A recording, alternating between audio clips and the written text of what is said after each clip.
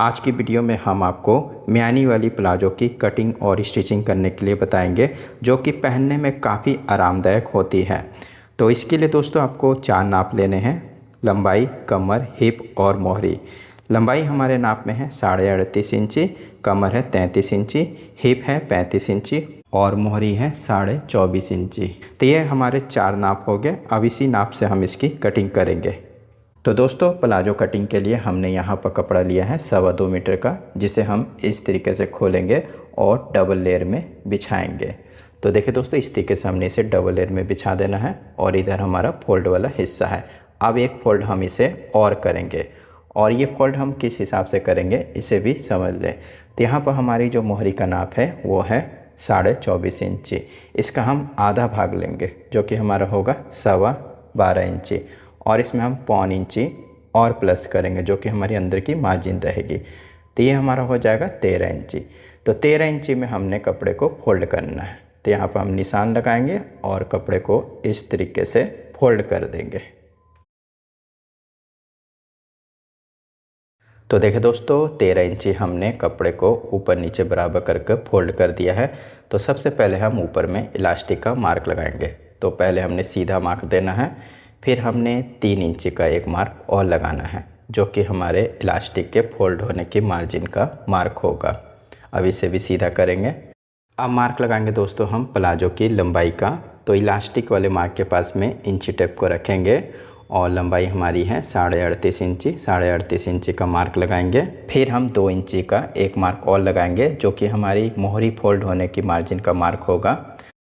अब मार्क लगाएंगे दोस्तों हम इसके आसन का। तो ध्यान दें दोस्तों, आसन की लंबाई हमने किस हिसाब से रखनी है इसे आप अच्छी तरीके से समझ लें। तो यहाँ पर हमारे जो हिप का नाप है वो है 35 इंची। तो इसका हम चौथा हिस्सा लेंगे, जो कि हमारा होगा 0.25 इंची, और इसमें हम 3 इंची प्लस करेंगे। तो ये हमारा हो जाएगा 12.25 इंची। तो ध्यान दें दोस्तों, जिसकी हिप कम हो उसमें हम 3 इंची प्लस करेंगे, और जिसकी हिप ज़्यादा हो तो उसमें हम 3.5 से 4 इंची भी प्लस कर सकते हैं। लेकिन यहाँ पर हमारी हिप 35 इंची यानी कम ही है, तो यहाँ पर हम 3 इंची प्लस करके ही आसन का मार्क लगाएंगे। अब हम आसन और मोहरी के मार्क को स्केल से सीधा करेंगे।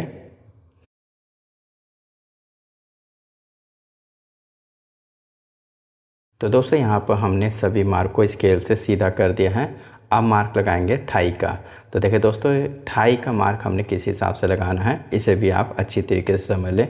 तो जितना हमने यहाँ पर आसन का मार्क लगाना है, उतना ही हमने यहाँ पर थाई का भी मार्क लगाना है। तो वैसे हम आपको अच्छी तरीके से समझा देते हैं। तो हिप हमारी है 35 इंची, इसका चौथा हिस्सा लेंगे, जो कि हमारा होगा 0.25 इंची, और इसमें भी हम यहाँ पर 3 इंची प्लस करेंगे। तो ये हमारा हो जाएगा 12.25 इंची। लेकिन यहाँ पर हमने हाफ इंची और एक्स्ट्रा प्लस करना है, जो कि हमारी अंदर में दबने की मार्जिन होगी। बस आपको आसन के मार्क से हाफ इंची थाई को प्लस कर देना है। थाई का मार्क हमारा लग गया है। अब मार्क लगाएंगे मोहरी का। मोहरी हमारे नाप में है 24.5 इंची। इसका आधा भाग लेंगे, जो कि हमारा होगा 12.25 इंची। 12.25 इंची मार्क लगाएंगे, और 0.25 इंची हमने अंदर की मार्जिन का एक मार्क और लगाना है, जो कि हमारी दबाव में जाएगी। अब हम थाई के मार्क को और मोहरी के मार्क को सेब पट्टी से मिलाएंगे। तो ये होगी हमारी सेब पट्टी। इसे हमने इस तरीके से गोलाई में रखना है और मार्क लगाना है। नीचे में हमने सीधा स्केल लेना है और इसे इस तरीके से मोहरी के पास में जाकर मिला देना है। तो देखिए दोस्तों, इस तरीके से शेप देकर हमने थाई और मोहरी के मार्क को कंप्लीट कर दिया है। इसी तरीके से हमने सही शेप में आसन का मार्क भी लगाना है। तो उसके लिए हमने थाई को नापना है। जितनी आपकी थाई आ रही है उससे हाफ इंची कम करके ऊपर की तरफ मार्क लगाएंगे। अब हमने शेप पट्टी लेनी है, जहाँ पर हमारी गोलाई है उसे हमने थाई के पास में इस तरीके से बैठाना है और मार्क लगा देना है। तो ऊपर वाले मार्क के साथ में मिलाकर ये मार्क लगाएंगे। तो इस तरीके से दोस्तों शेप देने से म्यानी अच्छी तरीके से आसन में बैठती है। दोस्तों, यहाँ पर हमारी म्यानी वाली प्लाजो के सारे मार्क कंप्लीट हुए हैं। अब हमने इसी मार्क से इसकी कटिंग कर लेनी है।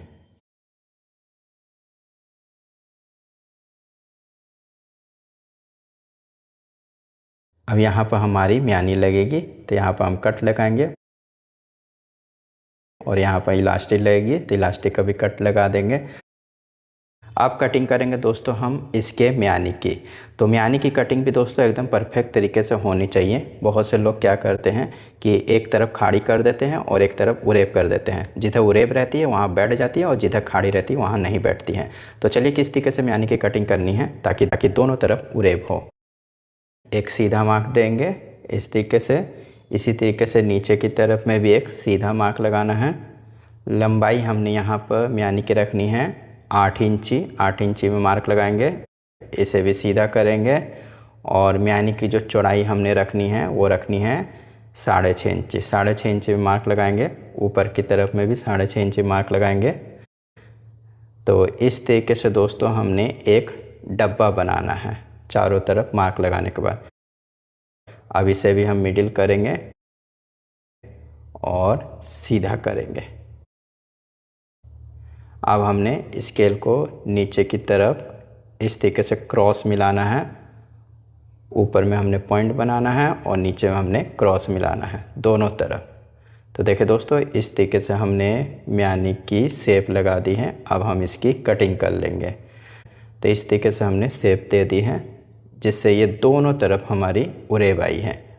तो म्यानी का साइज़ आप अपने हिसाब से थोड़ा बड़ा छोटा भी कर सकते हैं। अब इसे हम इस तरीके से फोल्ड करेंगे।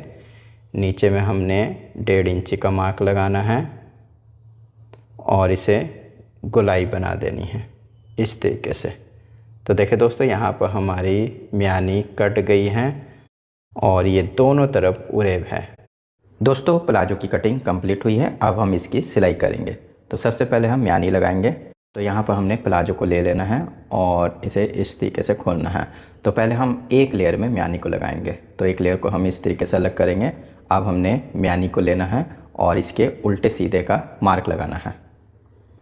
अब हमने देखे दोस्तों म्यानी को किस तरीके से बैठाना है। जहाँ पर हमारा कट है इससे हमने 1/2 इंची नीचे कर म्यानी को इस तरीके से बैठाना है और म्यानी का नुकीला वाला हिस्सा ऊपर की तरफ रखेंगे। अब हम इसमें सिलाई देंगे। फिर उसके बाद में इसे इस तरीके से पलटकर इसके टॉप में भी सिलाई देंगे। इसी तरीके से दोस्तों हमने दूसरी तरफ में भी इस कट से 1/2 इंची नीचे की तरफ म्यानी को बैठाना है और सिलाई देनी है। और उसके बाद में यहाँ पर भी पलटकर ऊपर से सिलाई दे देनी है। तो चलिए करते सिलाई। तो मशीन में आ गए दोस्तों। तो ऊपर में हमारा इलास्टिक का मार्क लगा हुआ है और ये हमारा कट हो गया म्यानी का। तो यहाँ पर हमने म्यानी को इस तरीके से बैठाना है कट से 1/2 इंची नीचे कर। अब हम इसमें सिलाई देंगे। इसे इस तरीके से पलट लेंगे और इसके टॉप में सिलाई दे देंगे। इसी तरीके से दोस्तों हमने दूसरी तरफ में भी म्यानी को 1/2 इंची नीचे करके बैठाना है कट से और सिलाई दे देनी है। इधर भी पलटकर इसके टॉप में सिलाई दे देंगे। तो दोस्तों दोनों तरफ हमारी म्यानी लग गई है। अब हम दूसरे पल्ले को लेंगे और इसके ऊपर में रखेंगे। ध्यान दें दोस्तों अंदर के दोनों पल्ले सीधे की तरफ रखें और 1/2 इंची की इसमें सिलाई दे दें। तो यहाँ तक की हम सिलाई लेकर आएंगे म्यानी तक के। फिर उसके बाद में ऊपर वाले पल्ले को इस तरीके से घुमा देंगे। तो चलिए करते सिलाई। तो यहाँ पर हमने दोनों पल्लों को मिला लिया है और 1/2 इंच के हम इसमें सिलाई देंगे। म्यानी तक की सिलाई लेकर आनी है। फिर उसके बाद में इस पल्ले को इस तरीके से घुमाकर म्यानी तक की दे देनी है। तो ये हमने सिलाई दे दी है। इसी तरीके से हमने दूसरी तरफ में भी सिलाई देनी है। तो इधर भी हमने दोनों पल्लों को मिलाकर सिलाई देनी है। तो जहाँ तक हमारी म्यानी है वहाँ तक हम सिलाई लेकर आएंगे।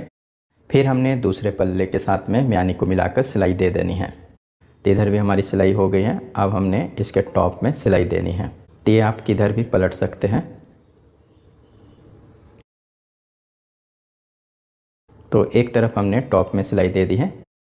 इसी तरीके से हमने दूसरी तरफ में भी टॉप में सिलाई दे देनी है।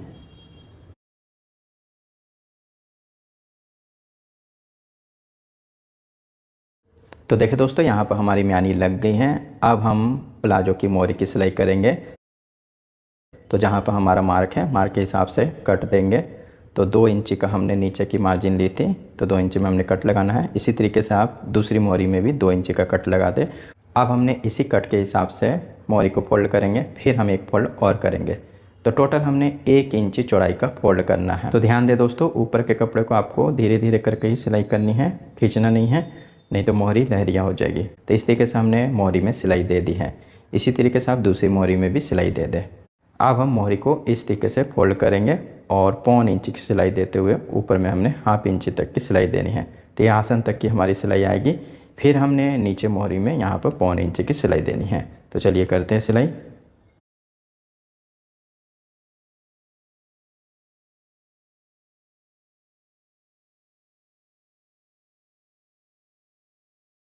यहाँ पर हमने दोनों म्यानियों को अच्छी तरीके से बैठाकर सिलाई देनी है।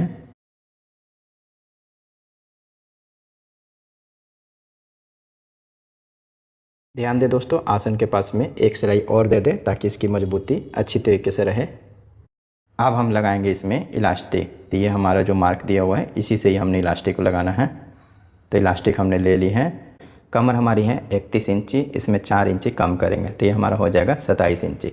तो 27 इंची हमने इलास्टिक को लेना है और इसे इस तरीके से गोलाई में फोल्ड करना है और 1/2 इंची चढ़ाकर हम इसमें सिलाई दे देंगे। अब हमने इस मार्क से ही इलास्टिक को लगाना है। तो पहले हम सिंगल लेयर को लेंगे और इसे मार्क के हिसाब से फोल्ड करेंगे, फिर हम एक फोल्ड और करेंगे। तो इलास्टिक की चौड़ाई से आपको 2 पॉइंट ज़्यादा करके कपड़े को फोल्ड करना है। और ध्यान देना दोस्तों, ऊपर के कपड़े को आपको खींचना नहीं है। अब हमने प्लाजो को इलास्टिक के अंदर में इस तरीके से करना है ताकि इलास्टिक लगाने में दिक्कत ना हो। ध्यान देना दोस्तों, इलास्टिक ऊपर में सिलाई आपकी चढ़ने ना पाए। तो यहाँ पर हमने सिलाई दे दी है। अब हमने सब तरफ से इलास्टिक को बराबर कर लेना है। तो मिडिल में आप अच्छी तरीके से दोनों म्यानियों को मिलाकर रख लें और एक बार इंची टेप से नाप लें कि दोनों तरफ बराबर आ रही है कि नहीं। तो दोनों तरफ बराबर करके ही हमने इलास्टिक को रखना है। तो दोनों तरफ हमारी बराबर है, इंची टेप से हम नाप लेंगे। अब हमने इसके ऊपर में सिलाई देनी है। तो हल्का सा खींच कर इलास्टिक को सिलाई दे दें। तो देखिए दोस्तों, यहाँ पर हमारी इलास्टिक लग गई है और ये प्लाजो की सिलाई हमारी कंप्लीट हो गई है। आप अच्छी तरीके से देख सकते हैं। दोस्तों वीडियो कैसी लगी ये हमें ज़रूर बताएं। वीडियो को लाइक और शेयर करना ना भूलें। वीडियो देखने के लिए धन्यवाद।